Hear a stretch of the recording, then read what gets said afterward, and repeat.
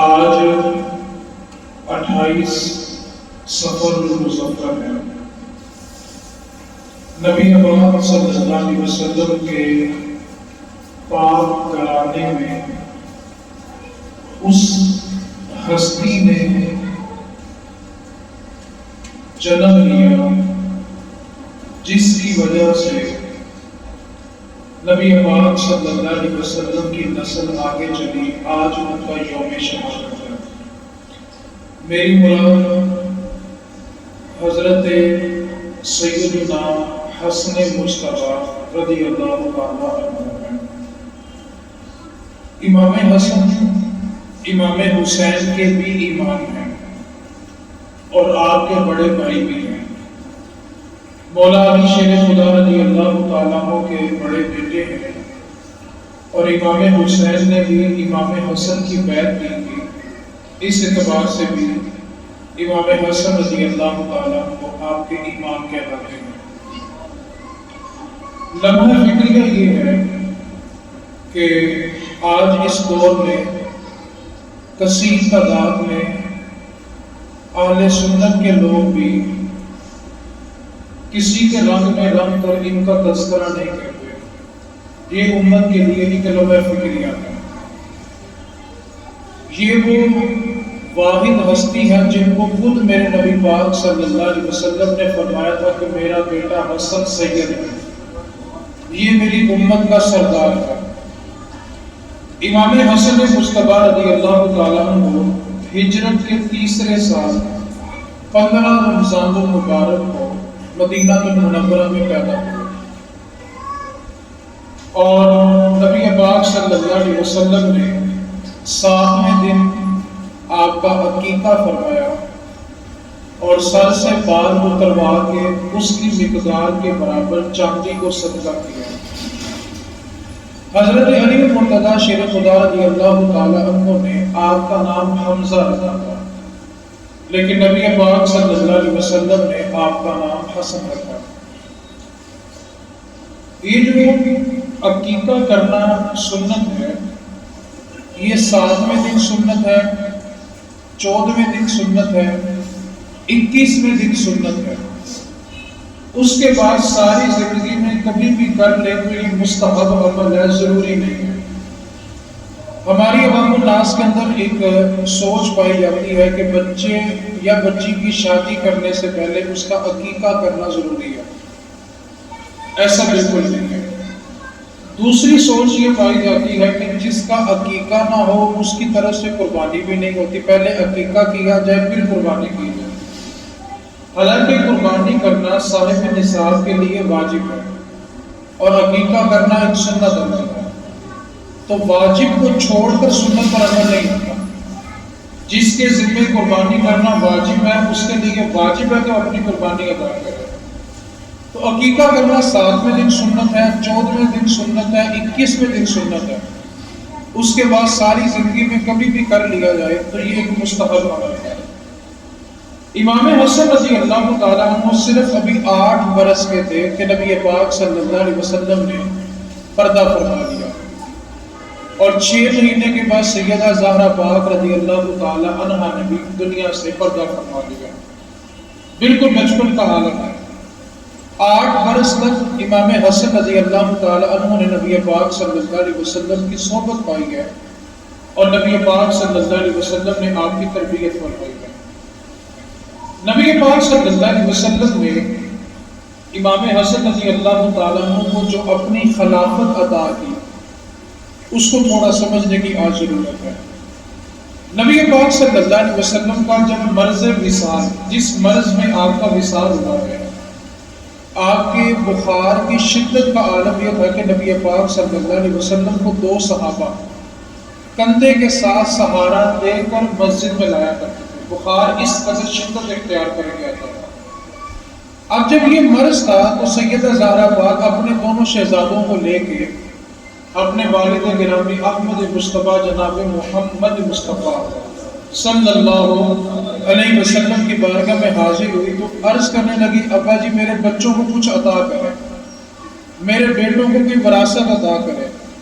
تو نبی پاک صلی اللہ علیہ وسلم نے ارشاد فرمایا کہ میری جو ہیبت ہے، میرا جو روب ہے اور میرا جو سردار ہونا ہے، میری سیادت ہے، یہ میں اپنے بیٹے حسن کو دیتا ہوں، اور میری جو شجاعت ہے اور سخاوت ہے یہ میں حسین کو دیتا ہوں۔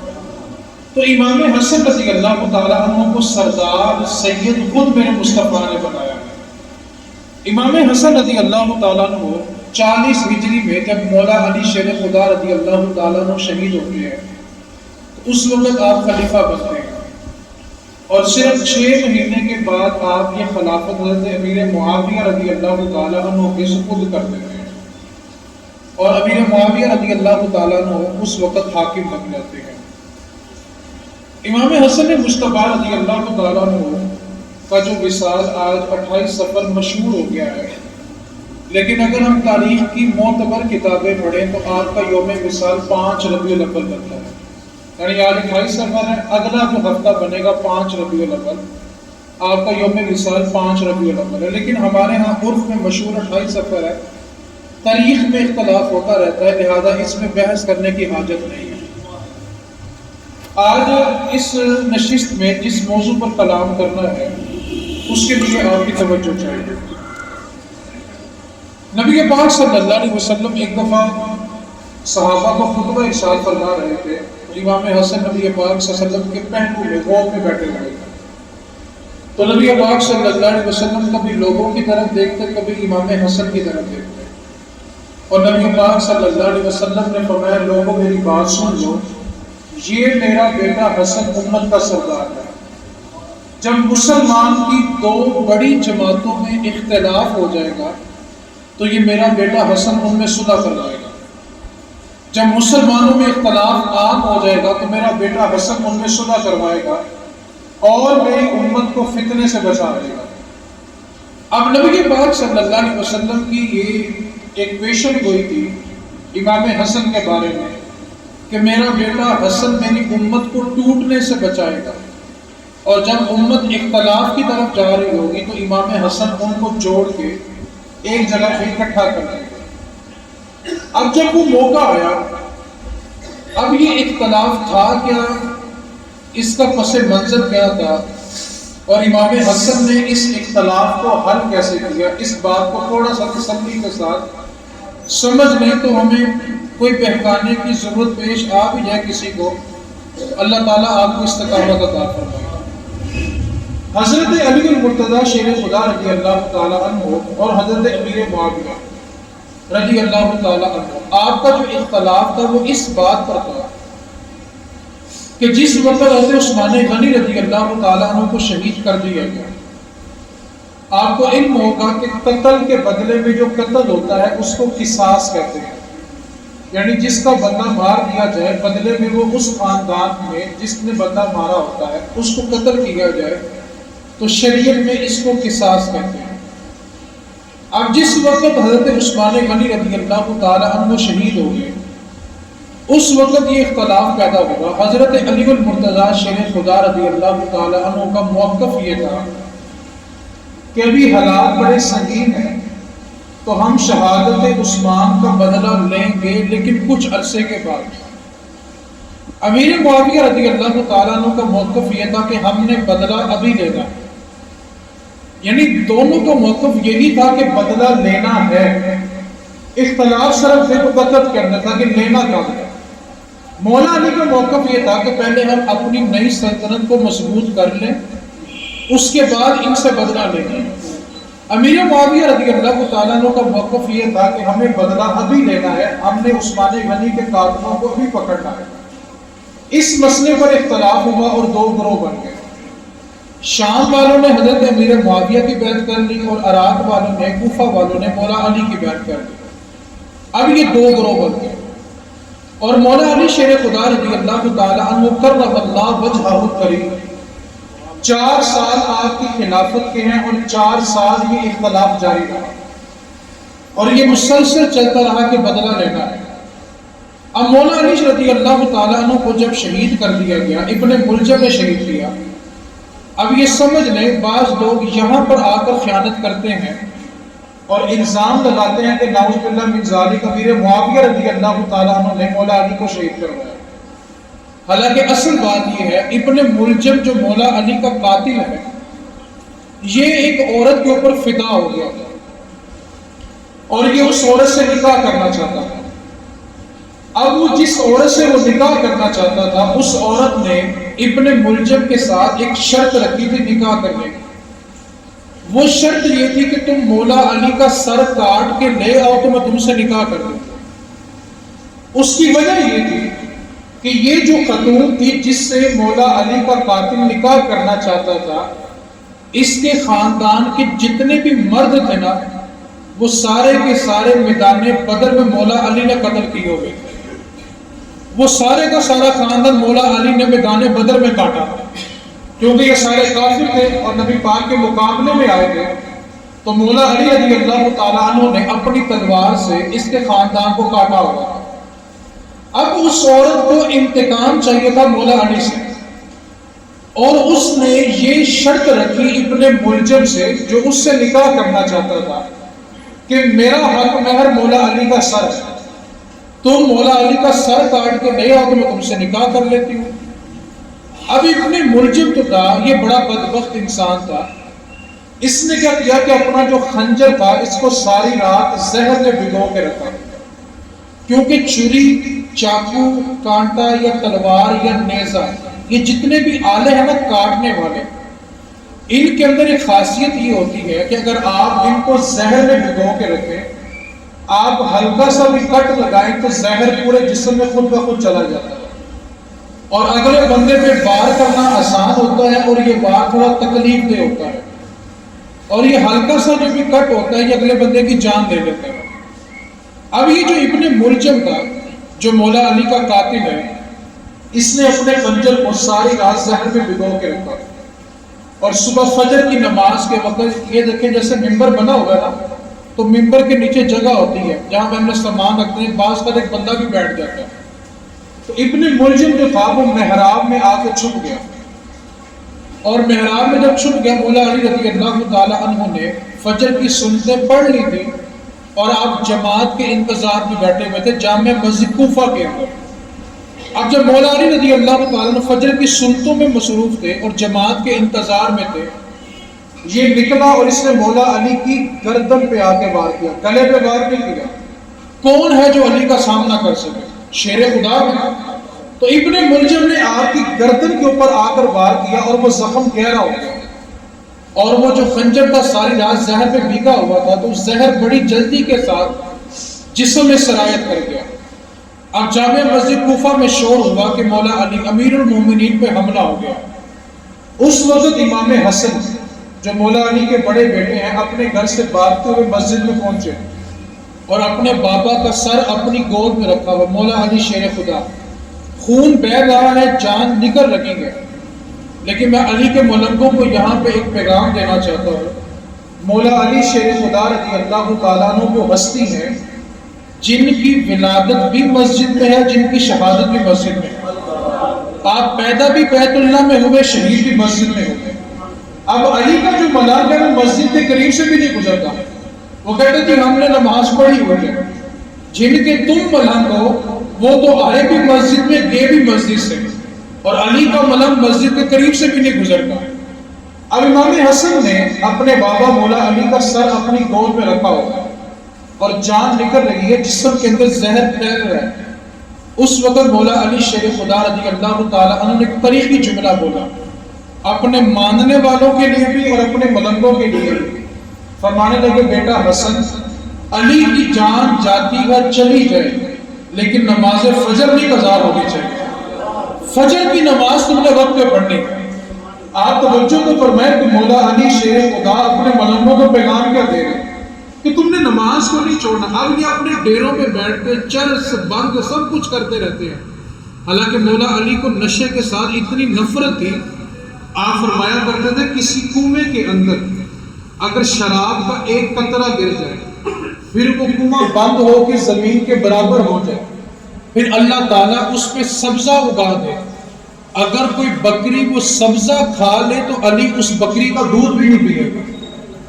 کیونکہ اس نے اس زمین سے سبزہ کھایا ہے جس کی بنیاد میں شراب کا قطرہ گرا ہوا تھا، اور آج چرس پی کے، بند پی کے، سوٹے لگا لگا کے اس غلیظ منہ کے ساتھ مولا علی کے نعرے مارتے ہیں، حالانکہ مولا علی کو نشے کے ساتھ اتنی نفرت تھی، اور آج مولا علی کا نام لے کے نماز چھوڑ دی جائے۔ ایک جنگ کا موقع تھا کہ مولا علی رضی اللہ تعالیٰ عنہ کے پہلو میں ایک تیر لگ گیا، اور تیر اتنا سخت لگا کہ اندر جا کے نا تیر مڑ گیا۔ اب تیر کو کھینچتے تھے تو مولا علی کی رگیں کٹتی تھی، وہ تیر اتنا پیوست ہو گیا جا کے۔ اب طبیب کو بلایا گیا اور کہا گیا کہ یہ تیر نکالنا اور رگیں کٹنی نہیں چاہیے۔ اس طبیب نے کہا کہ یہ تیر اتنا سخت پیوست ہوا ہے کہ اب اس کی دو ہی صورتیں ہیں۔ پہلی صورت تو یہ ہے کہ میں ایک دوائی تیار کرتا ہوں، چند لمحوں کی بے ہوشی ہوگی، مولا علی کو وہ دوائی پلا دی جائے، یہ عالم میں بے ہوشی میں چلے جائیں تو میں آسانی کے ساتھ ان کا تیر کھینچ سکتا ہوں، کیونکہ اگر عالم میں ہوش میں تیر نکالا تو درد اتنا ہوگا کہ برداشت نہیں ہوگا۔ یا دوسری صورت یہ ہے کہ مولا علی کو رسی لے کے درخت کے ساتھ باندھ دیا جائے تاکہ جب تیر کھینچا جائے تو درد کی وجہ سے یہ زیادہ ہلے نہ، تو کوئی زیادہ تکلیف نہ ہو۔ یا تو بے ہوشی کی دوائی پلا دی جائے یا درخت کے ساتھ باندھ دیا جائے تاکہ اس تیر کو نکال لیا جائے۔ جب مولا علی رضی اللہ تعالیٰ عنہ کے سامنے دونوں صورتیں رکھی گئی تو آپ فرمانے لگے نہ بے ہوشی کی ضرورت ہے نہ باندھنے کی ضرورت ہے، تم تھوڑا سا انتظار کر لو، ابھی مؤذن نے اذان دینی ہے۔ علی جب اللہ اکبر کہہ کے نماز میں کھڑا ہوگا تم تیر کھینچنا علی کو محسوس بھی نہیں ہوگا، اور ہوا ہی آپ نے نماز شروع کی، تیر کو نکال دیا گیا، محسوس بھی نہیں ہوگا، کیونکہ مولا علی شیر خدا رضی اللہ تعالیٰ عنہ فرمایا کرتے تھے جب میرا جی چاہتا ہے کہ میں اپنے رب سے باتیں کروں تو میں اس کی نماز پڑھتا ہوں، اور جب میرا جی یہ چاہتا ہے کہ میرا رب مجھ سے باتیں کرے تو میں اس کا قرآن کھول کے بیٹھ جاتا ہوں، کیونکہ قرآن میں اللہ رب العزت اپنے بندوں سے بار بار باتیں کر رہے ہیں، یا ایھا الذین آمنوا، اے ایمان والو۔ تو مولا علی شیر خدا رضی اللہ تعالیٰ عنہ نے آپ کی شہادت کے بعد جب امام حسن خلیفہ بنے تو جو اختلاف مولا علی کا اور امیر معاویہ رضی اللہ تعالیٰ عنہ کا تھا، امام حسن کے سامنے جب اختلاف آیا تو آپ نے 6 مہینے کے بعد اپنی خلافت کو چھوڑ دیا، اور آپ نے تاریخی جملہ بولا، آپ فرمانے لگے اگر حسن کو ساری زمین کی بادشاہت مل جائے اور اس کے بدلے میں میرے نانا کی امت کے ایک آدمی کے بھی چند قطرے بنے تو حسن ان چند قطروں کو برداشت نہیں کرے گا، ساری بادشاہت قربان کر دے گا۔ اور یہاں پر میں جملہ کہنا چاہتا ہوں، امام حسن نے اپنی بادشاہت چھوڑ کے نانا کے دین کو مضبوط کیا، لیکن ہماری صورتحال کیا ہے؟ چلے یہاں تو کچھ اللہ کا کرم ہے، ادروائز صورتحال یہ ہوتی ہے کہ مسجد کی کمیٹیاں اپنی چودراہٹ نہیں چھوڑتی، مسجد کا نقصان ہو رہا تو ہو جائے، دین کا نقصان ہو رہا تو ہو جائے، بچے پڑھنے چھوڑ جائے، چودراہٹ نہیں چھوڑتے۔ امام حسن کا پیغام ہے کہ جہاں دین کو مضبوطی ملتی ہو وہاں پہ اپنا آپ چھوڑ جائیں، اور امام حسن نے کر کے بتایا، آپ نے خلافت کو چھوڑا، تاج کو چھوڑا، آپ نے تخت کو چھوڑا، کیونکہ اس کے بدلے نانا کا دین مضبوط ہو رہا تھا، اور آپ نے خلافت امیر معاویہ رضی اللہ تعالیٰ عنہ کو دی، اور امیر معاویہ رضی اللہ تعالیٰ عنہ جب خلیفہ بنے تو امیر معاویہ رضی اللہ تعالیٰ عنہ ہر سال امام حسن کو تحائف بھیجا کرتے تھے، 5 لاکھ درہم ہر سال آپ کے پاس آیا کرتے تھے، اور امام حسن اس کو قبول کیا کرتے تھے۔ امیر معاویہ رضی اللہ تعالیٰ عنہ کا تحفہ بھیجنا اس بات کی دلیل ہے کہ وہ پیار امام حسن سے کرتے ہیں، اور امام حسن کا ان تحفوں کو قبول کر لینا اس بات کی دلیل تھی کہ امیر معاویہ سے وہ راضی تھے۔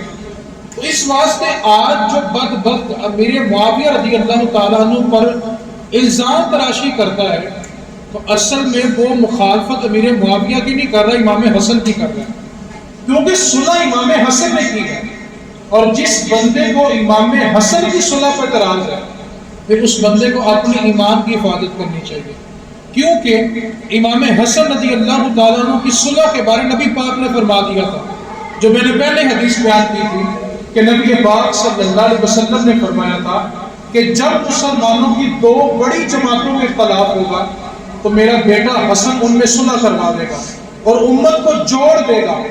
اب امام حسن نے جو صلح کروائی اس کی بشارت نبی پاک نے دی تھی، اور نبی پاک جو بولتے ہیں اس کے بارے اللہ کا قرآن کہتا ہے ان هو الا وحی یوحی، میرا محبوب اللہ کی مرضی کے بغیر زبان بھی نہیں بولتا، حضور جو کہتے ہیں وہ رب کے کہنے سے کہتے ہیں۔ اب حضور بشارت دے رہے کہ میرا بیٹا حسن صلح کروائے گا، تو امام حسن نے صلح کروائی۔ تو آج کوئی امام حسن کی صلح پر تلاش کرتا ہے تو اس کو پھر اپنے ایمان کی حفاظت کرنی چاہیے کہ جب مولا حسن اس بات پر راضی ہو گئے ہیں تو تم اور میں کون ہوتے ہیں جو ان کی صلح پر تلاش کریں؟ تو اس واسطے اس پرفتن دور کے اندر اپنے آپ کو بچا کے رکھیں، کسی ایسے بندے کی باتوں کی طرف توجہ نہ کریں جو ہمارا ذہن ان ہستیوں کی طرف سے ہٹانا چاہتا ہو۔ آج لوگ ایک سوال کرتے ہیں جی قرآن کو سارے ایک ہی پڑھتے ہیں، حدیث سارے ایک ہی پڑھتے ہیں، تو ہم کس کی بات سنیں؟ ایک چھوٹا سا کلیہ لے لیں، جس بندے کی گفتگو سن کے اللہ کی ذات کے بارے میں پیار بڑھے، انبیاء کے بارے میں پیار بڑھے، صحابہ کے بارے میں پیار بڑھے، اہل بیت کے بارے میں پیار بڑھے، اولیاء اللہ کے بارے میں پیار بڑھے، ان کی محبت دل میں پیدا ہونا شروع ہو جائے، آپ اس بندے کی بات سنا کریں۔ جس کی گفتگو سننے کے بعد آپ کے ذہن میں انبیاء کی ذات مشکوک ہو جائے، صحابہ کی ذات مشکوک ہو جائے، اہل بیت کی ذات مشکوک ہو جائے، اس بندے کی گفتگو نہ سنیں۔ اس کی وجہ یہ ہے، آپ توجہ فرمائیں، آج ہمارے پاس جو قرآن موجود ہے، ہمارے پاس کیا دلیل ہے کہ یہ قرآن وہی ہے جو اللہ کی طرف سے نازل ہوا؟ کسی کے پاس کوئی دلیل ہے؟ کیا کسی نے قرآن اترتا ہوا دیکھا ہے؟ کیا کسی نے براہ راست نبی پاک صلی اللہ علیہ وسلم کی زبان سے سنا کہ یہ قرآن ہے؟ نہ ہم نے قرآن اترتا دیکھا، نہ ہم نے براہ راست رسول کریم صلی اللہ علیہ وسلم سے سنا کہ یہ قرآن ہے۔ ہمیں تو قرآن جمع کر کے دینے والی ہستیاں صحابہ کی ہیں، یہ صحابہ نے ہمیں قرآن جمع کر کے دیا۔ اور آپ توجہ کریں، اگر صحابہ کی ذات کے بارے بندہ مشکوک ہو جائے تو مجھے بتائیں پھر وہ قرآن پر کیسے یقین رکھ سکتا ہے؟ اس کے پاس کیا دلیل ہے کہ قرآن سچا ہے؟ اس کو پہلے صحابہ کو، اہل بیت کو سچا ماننا پڑے گا۔ وہ ان کو سچا مانے گا تو پھر اسی بات کو مانے گا کہ انہوں نے وہی قرآن ہمیں جمع کر کے دیا جو حضور نے ان کو سنایا۔ تو اس واسطے اگر ان ہستیوں کے بارے میں آپ ڈاما ڈول ہونا شروع ہو گئے، کسی ایسے بندے کی گفتگو سن لی جس کی گفتگو سننے کے بعد دل میں شک اور شبہ پیدا ہو گیا، تو سمجھ جائیں کہ آہستہ آہستہ آپ قرآن کے بارے میں بھی شک کریں گے، حدیث کے بارے شک کریں گے۔ دین کی جتنی بنیاد ہے وہ قرآن اور حدیث پہ ہے۔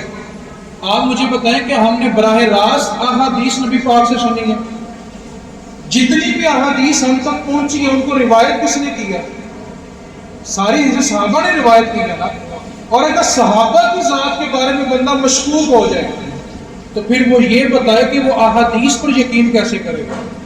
تو آپ کو قرآن اور حدیث ماننے کے لیے بھی صحابہ اور اہل بیت کی ذات پر اپنا یقین مضبوط کرنا پڑے گا۔ امام حسن رضی اللہ تعالیٰ عنہ نے ہمیں جو دوسرا درس دیا، پہلا درس کیا تھا کہ اگر دین مضبوط کرتے کرتے آپ کا تخت بھی چلا جائے، آپ کی صدارت بھی چلی جائے، تو آپ کو پریشانی نہیں ہونی چاہیے، آپ کو نبی پاک کا دین مضبوط کرنا چاہیے۔ دوسری بات، امام حسن نے ہمیں برداشت کرنا سکھایا، حلم سکھایا۔ برداشت کرنے کا مطلب یہ ہوتا ہے، حلم کا مطلب یہ ہوتا ہے کہ بندے کو جب غصہ آ جائے وہ اپنا غصہ کسی دوسرے پر نافذ کرنے کی قدرت بھی رکھتا ہو، اس کے باوجود اس کو برداشت کر جائے، تو یہ حلم ہوتا ہے، یہ برداشت ہے۔ ایک ہوتا ہے صبر کرنا اور ایک ہوتی ہے برداشت۔ صبر بلا کیا ہوتا ہے؟ ایک بندہ کچھ کر نہیں سکتا، بیچارہ صبر ہی کرے گا کیونکہ اس کے پاس غصہ نکالنے کی آپشن ہی نہیں ہے۔ برداشت کیا ہے؟ کہ بندے کے پاس طاقت بھی ہے، اس کے باوجود وہ اپنی طاقت کا استعمال نہ کرے۔ امام حسن رضی اللہ تعالیٰ عنہ کی سیرت سے مجھے پیغام ملتا ہے، کائنات میں سب سے بڑی برداشت کرنے والی ذات اللہ تعالیٰ کی ہے۔ اس کی دلیل ہے کہ لوگوں نے اللہ تعالیٰ کے لیے اولاد کو بھی ثابت کیا، لوگوں نے یہاں تک کہا کہ اللہ کا بیٹا بھی ہے، لیکن اس کے باوجود اللہ تعالیٰ نے ان پر عذاب کو مؤخر رکھا۔ سب سے بڑی برداشت کرنے والی ذات میرے اللہ کی ہے۔ امام حسن کی سیرت میں برداشت کا پہلو یہ ملتا ہے، مروان جو وقت کا بادشاہ تھا، گورنر تھا مدینے کا، یہ امام حسن کو بہت تنگ کیا کرتا تھا اور اکثر یہ آپ کے ساتھ بڑی بدتمیزی کے ساتھ پیش آتا تھا۔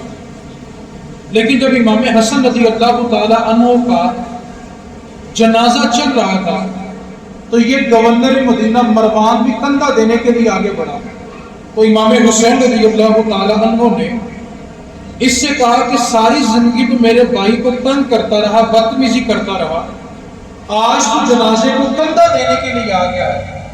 تو کہنے لگا اگرچہ میرے کام اچھے نہیں تھے لیکن اللہ رب العزت نے حسن کو پہاڑ جیسی برداشت عطا کی ہوئی ہے، میں نے جتنی بھی اذیت دی ہے لیکن حسن نے اس کو برداشت کیا۔ تو امام حسن کی سیرت سے جو دوسرا پہلو ہمیں ملتا ہے وہ معاملات کو برداشت کرنے کا ملتا ہے۔ داتا صاحب رحمۃ اللہ علیہ نے کشف المحجوب میں لکھا ہے، امام حسن کے پاس ایک شخص آیا، اس نے آ کے بڑی بدتمیزی کا لہجہ استعمال کیا اور آپ کے بارے میں بڑے عجیب و غریب الفاظ بولے۔ آپ تسلی سے اس کی باتیں سنتے رہے۔ جب وہ تھک گیا تو آپ اس سے فرمانے لگے لگتا ہے تجھے بھوک لگی ہوئی ہے، لگتا ہے تجھے پیاس لگی ہوئی ہے۔ اس نے یہ بات سنی تو اور بدتمیزی کی اور وہ آپ کے بڑوں کو مولا علی شیر خدا کو برا بھلا کہنے لگ گیا اور اس نے بدتمیزی کی انتہا کر دی۔ امام حسن رضی اللہ تعالیٰ عنہ نے اپنے خادم کو بھیجا اور کہا کہ تھال بھر کے چاندی کا لاؤ۔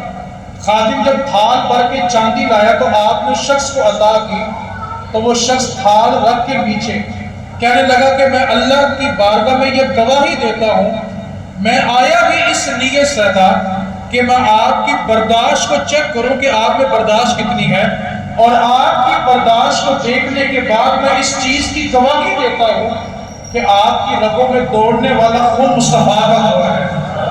آپ کی سیرت اور آپ کا کردار بتاتا ہے، آپ کی برداشت بتاتی ہے۔ اور آج ہماری بڑا کیا صورتحال ہے، ہم کہتے ہیں جی ہم سے غلط بات برداشت نہیں ہوتی۔ بھائی صحیح بات تو سارے سن لیتے ہیں، غلط بات کو برداشت کرنے تو کمال ہوتا ہے۔ یہ کون سی مردانگی جی مجھ سے غلط بات برداشت نہیں ہوتی؟ آپ مجھے بتائیں آپ اچھی بات برداشت کرتے ہیں کہ نہیں کرتے؟ کیونکہ وہ ہوتی ہی تو برداشت کس کو کرنا چاہیے؟ جو غلط ہوتا ہے۔ اور جو بتا کہ جی میں غلط بات برداشت نہیں کرتا، مطلب کیا کہ اس میں برداشت ہے نہیں ہے۔ اور آج لوگوں نے ایک اور فلسفہ گڑھ لیا ہوا ہے، جی یہ بندہ ذرا کھرا ہے اس لیے ذرا تلخ ہے، یہ بندہ سچا ہے اس لیے ذرا تلخ ہے، جو دل میں ہوتا ہے وہ کہہ دیتا ہے، سچا ہے نا اس لیے تھوڑا کڑوا ہے۔ میں کہتا ہوں یہ فلسفہ ٹھیک نہیں ہے کہ تم یہ کہتے پھرو جی سچا ہے اس لیے کڑوا ہے۔ اس کی دلیل میرے پاس یہ ہے کہ کائنات میں میرے نبی سے بڑا سچا بھی کوئی نہیں تھا اور میرے نبی سے بڑا میٹھا بھی کوئی نہیں تھا۔ یہ جو فلسفہ سچا ہے تو کڑوا ہو گیا، بتاؤ حضور سے بڑا سچا کون تھا اور حضور سے بڑا میٹھا ہی کون تھا؟ بات بات میں جھڑکنا، ڈانٹنا، برداشت نہ کرنا، یہ مردانگی نہیں ہوتی۔ مردانگی کیا ہے کہ آپ اچھی بری ہر بات کو برداشت کریں، آپ کے اندر علم ہونا چاہیے۔ تو کہنے لگا میں گواہی دیتا ہوں کہ آپ کی رگوں میں دوڑنے والا خون مصطفیٰ کا خون ہے۔ اور نبی پاک نے برداشت کر کے دکھایا۔ نبی پاک صلی اللہ علیہ وسلم کی گود میں ایک بچہ کھیل رہا تھا اور اس کی والدہ تھوڑا قریب بیٹھی ہوئی تھی۔ میں کہتا ہوں اس بچے کی قسمت بھی کیا تھی، جس کو کھیلنے کے لیے گود ملی تو مصطفیٰ کی گود ملی۔ یار بھائی ہماری گود میں کوئی دادا کی کوئی نانا کی اور جس کو گود بھی مصطفیٰ کی ملی۔ اب بچہ حضور کی گود میں کھیل رہا، بچے نے کھیلتے کھیلتے حضور کے لباس کو پیشاب کر دیا۔ اب اس کی ماں تھر تھر کانپنے لگی اور اس کو خوف پیدا ہو، پتہ نہیں ابھی میرے بارے میں اللہ کی بارگاہ سے کیا حکم آتا ہے، رسول اللہ کی بارگاہ میں بید بھی ہوگی، میرے بچے نے پیشاب کر دیا۔ اب اس کی ماں حضور کے سامنے کانپ رہی ہے۔ اب میں کہتا ہوں حضور کی برداشت دیکھیں، حضور کا اخلاق کریمانہ دیکھیں، حضور کا حسن اخلاق دیکھیں۔ جب نبی پاک صلی اللہ علیہ وسلم نے اس کی ماں کو کانپتے ہوئے دیکھا تو رسول رحمت صلی اللہ علیہ وسلم فرمانے لگے اے عورت ڈرتی کس لیے ہے؟ اللہ نے پانی نہیں بنایا، ابھی ہم نے کپڑوں کو دھونا ہے، رب نے اس کو پاک بھی کر دینا ہے۔ تو فرمایا کہ آپ نے جو برداشت پیدا کر کے دکھائی، امام حسن نے اس کا مظاہرہ تھا۔ امام حسین رضی اللہ تعالیٰ عنہ کا تذکرہ پورا مہینہ ہم کرتے ہیں، محرم کا مہینہ آتا تو امام حسین کی یاد ہے۔ میں نے گفتگو کے شروع میں کہا تھا کہ امام حسن امام حسین کے بھی امام ہیں، اور امام حسین نے بہت ساری چیزیں امام حسن سے سیکھی ہیں۔ کس سے سیکھی ہے جی؟ ذرا آہستہ بولے، کچھ نہیں ہوتا ذرا۔ کس سے سیکھی ہے جی؟ چلے 2 دن ہم بھی نہ سیکھ لیں۔ یہ واقعہ جو سنانے لگا یہ میں نے خاص طور پہ نکالا ہے آج کے دور کے لیے، اس پہ آپ نے توجہ فرمانی ہے۔ امام حسن رضی اللہ تعالیٰ عنہ نے اپنی ایک زوجہ کو طلاق دینے کا ارادہ کر لیا۔ طلب کلامی کچھ ہو گئے، کچھ معاملات بگڑ گئے کہ آپ نے ارادہ کر لیا کہ میں نے اب اپنی اس بیوی کو طلاق دے دینی ہے۔ امام حسین تک یہ بات پہنچی تو اپنے بڑے بھائی امام حسن کی بارگاہ میں پہنچے اور آ کر کہنے لگے بھائی جان میں نے سنا ہے کہ آپ بابی جان کو طلاق دینے لگے۔ تو فرمایا ہاں میں نے ارادہ کر لیا ہے کہ اب میں نے اس کو طلاق دے دینی۔ امام حسین نے سوال کیا کہ بھائی جان اختلاف کیا ہے؟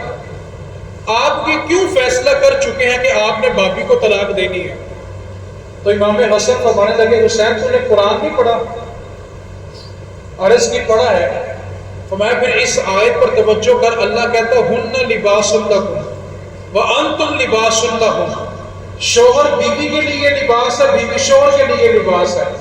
تو بتاؤ جب اللہ نے ہمیں ایک دوسرے کا لباس بنایا، پردہ ڈالنے والا بنایا، لباس کا مقصد کیا ہوتا ہے؟ جسم کو ڈانپ لینا ہے۔ اب مجھے بتائیں میرے جسم پہ اگر کوئی داغ ہے تو لباس پہننے کے بعد نظر، میرے جسم میں کوئی فالٹ ہے تو لباس پہننے کے بعد نظر، تو لباس کا مطلب کیا ہوتا ہے؟ عیب کو چھپا دینا۔ فرمایا حسین تو نے قرآن نہیں پڑھا؟ اللہ فرمانا شوہر بیوی کے لیے لباس ہے، بیوی شوہر کے لیے لباس ہے۔ تو جب میں اپنی بیوی کے لیے لباس ہوں تو اختلاف کا ذکر تمہارے ساتھ کیسے کروں؟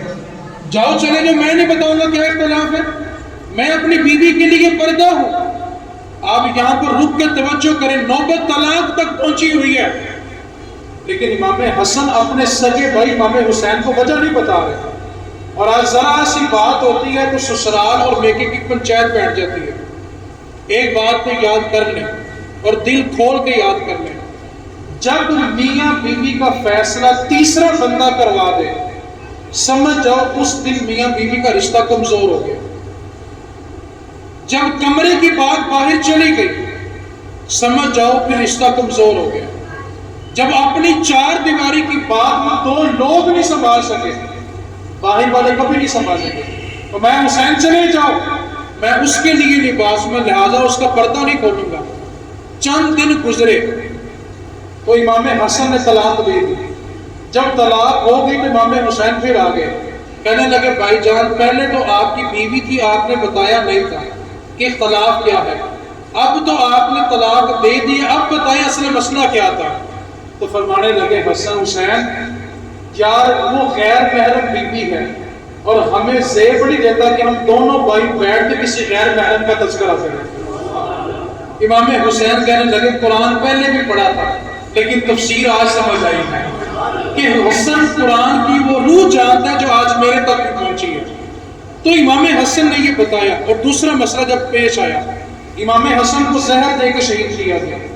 یہاں بھی لوگ خیانت کرتے ہیں کہ آپ کی بیوی نے آپ کو طلاق دیا، جھوٹ بولتے ہیں۔ آپ اس حدیث کو سنیں آپ کو سمجھ آ جائے گا۔ جب امام حسن کو زہر دے دیا گیا، امام حسین تشریف لائے، سر کی طرف بیٹھے ہوئے، اپنے بھائی جان امام حسن کا ہاتھ پکڑا اور کہنے لگے بھائی جان بتائیں آپ کو زہر کس نے دیا؟ میں اس کو نہیں چھوڑوں گا، اس سے انتقام لوں گا۔ تو امام حسن فرمانے لگے حسین جس پر مجھے شک ہے اگر میں اس کا نام لے لوں، اگر وہ نہ ہوا تو کسی بے گناہ پہ میں الزام لگا نہیں سکتا، اور اگر مجھے جس پہ شک ہے وہی ہی ہوا تو اے حسین تجھ سے بہترین انتقام لینے والا خود میرا رب موجود ہے، میرا رب اس سے انتقام لے گا، تجھے انتقام لینے کی کیا ضرورت ہے؟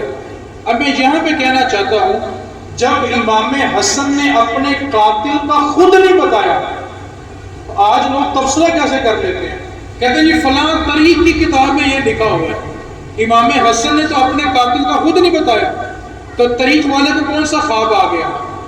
تو یہ صرف اور صرف صحابہ کی ذات کو مجروح کرنے کے لیے، کیونکہ انہوں نے الزام لگایا کہ آپ کی جو زوجہ تھی اس کا میرے معاویہ رضی اللہ تعالیٰ عنہ کے قبیلے میں کسی کے ساتھ تعلق تھا۔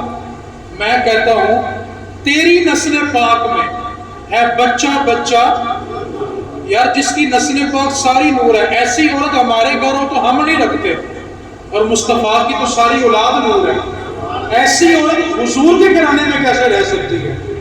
تو جب امام حسن نے اپنے قاتل کا خود نہیں بتایا تو پھر ہمیں اس پر تبصرے کرنے کی ضرورت نہیں ہے۔ تو یہ تیسری بات امام حسن نے سخاوت کر کے بتائی۔ سخاوت کا عالم کیا تھا؟ سخاوت سیکھی کہاں سے؟ حضور سے سیکھی، سیدہ پاک سے سیکھی۔ سیدہ پاک کی بارگاہ میں ایک بی بی آئی اور کہنے لگی یہ میرے 40 اونٹ کھڑے ہیں، تو آپ مجھے بتائیں کہ میں اللہ کی بارگاہ میں کیا پیش کروں؟ تو سیدہ پاک نے فرمایا کہ تم ایسا کرو کہ ایک بکری لو اور ان 40 اونٹوں کا صدقہ اللہ کی بارگاہ میں پیش کر دو۔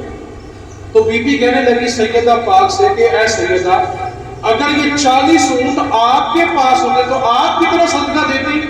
تو مانے لگی میں 40 کی 40 اللہ کی بارگاہ میں قربان کر دیتی۔ اب یہ سخاوت والدہ سے سیکھی۔ امام حسن کی بارگاہ میں ایک شخص آیا، کہنے لگا اللہ کے نام پر کچھ مدد کر دے۔ آپ نے فرمایا کہ بیٹھ جاؤ، خزانہ آنے والا ہے، کچھ دیر بعد مل جائے گا۔ اب اس بندے کو انتظار کرنا پڑا، کچھ دیر کے بعد مال آیا تو 3000 دینار تھے۔ اب اس بندے کی خواہش تھی کہ اگر مجھے صرف 5-10 بھی مل گئے تو میرا کام ہو جائے گا۔ امام حسن نے 3000 دینار پکڑے، سارے اس کی گود میں ڈال دیے اور کہنے لگے یار میں تجھ سے معذرت چاہتا ہوں، جتنا تجھے وقت ملا انتظار کرنے کے لیے میں اتنی تیری مدد نہیں کر سکا۔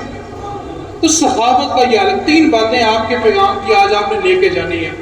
پہلی بات یہ، جہاں پہ آپ کو اپنی ضد چھوڑ کے دین کا بھلا ہوتا ہو اپنی ضد چھوڑ دیں۔ امام حسن نے اپنا تخت چھوڑا دین کو مضبوط کرنے کے لیے، اور اگر آپ کی ضد کی وجہ سے کسی مسجد، کسی مدرسے، کسی بھی دینی ادارے کا نقصان ہوتا ہو تو اپنی ضد چھوڑ دیں، دین کو مضبوط کریں۔ اگر آپ کی ضد کی وجہ سے کسی بچے کا پڑھتا ہوا دین چھوٹ رہا ہے، آپ اپنی ضد چھوڑ دیں، بچے کو دین پڑھنے دیں۔ امام حسن نے ہمیں یہ درس دیا کہ ہم نے نبی کے دین کو مضبوط کرنا ہے۔ دوسرا پیغام یہ دیا کہ اپنے اندر برداشت پیدا کریں۔ جتنی تکالیف اہل بیت نے برداشت کی اتنی ہم نے کبھی دیکھی بھی نہیں، اس کے باوجود صبر کے اور برداشت کے پہاڑ تھے۔ اور تیسری بات، آپ اللہ کی بارگاہ میں دینا سیکھیں، جس کے لیے آج ہر بندے کا ہاتھ تنگ ہے، لیکن مزے کی بات یہ ہے کہ ہر بندہ وہاں پہ انویسٹمنٹ کرنا چاہتا ہے جہاں سے اس کو پرافٹ اچھی ملے۔ تو آپ مجھے بتائیں اللہ کی بارگاہ سے بہتر جگہ کون سی ہو سکتی ہے جہاں سے نقصان کا خدشہ بھی نہیں ہے؟ بندے کے ساتھ انویسٹمنٹ کریں تو نقصان کا خدشہ رہتا ہے، لیکن اگر کاروباری اللہ کے ساتھ کر لیں تو پھر خدشہ نہیں رہتا۔ اس واسطے آپ اللہ کی بارگاہ میں انویسٹمنٹ کریں، اللہ سے تجارت کیا کریں۔ اللہ کریم کی بارگاہ میں دعا اللہ تعالی ہمیں عقائد اہل سنت پر بقا عطا فرمائے اور اسی عقیدے پہ اللہ میں موت عطا فرمائے۔ وما علینا الا البلاغ۔